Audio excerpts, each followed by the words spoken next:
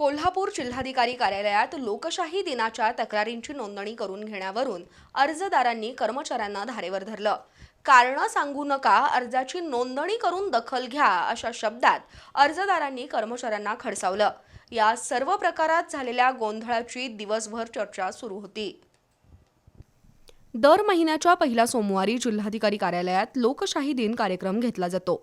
सामान्य नागरिकांना वरिष्ठ अधिकाऱ्यांसमोर आपल्या तक्रारी मांडण्याची थेट संधी लोकशाही दिन कार्यक्रमामुळे मिळते।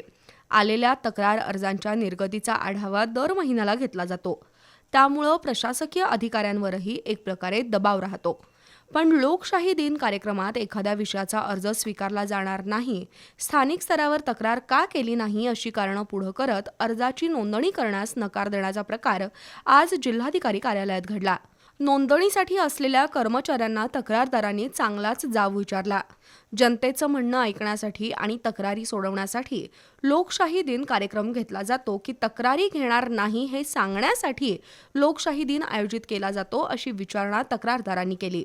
एकूणच आजच्या लोकशाही दिनातील या गोंधळाची दिवसभर चर्चा सुरू होती।